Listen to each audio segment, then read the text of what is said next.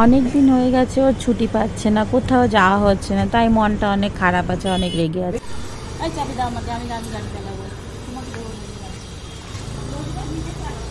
বেরিয়ে পড়লাম একটু ঘরের সামান আনতে। আজকে আর ওকে গাড়ি চালাতে দেবো না, আমি গাড়ি চালিয়ে যাব। কেন, অনেক রাগ আছে ওর ওপরে, কথাই শোনে না আমার। চালাবো না আমি।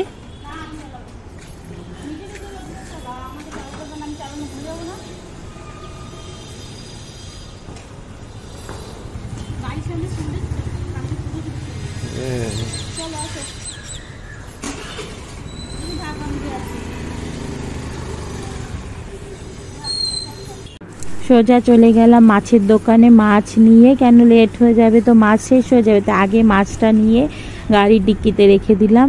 আর ওখান থেকে চলে গেলাম ডিমার্ট গিয়ে কিছু সামান নিলাম।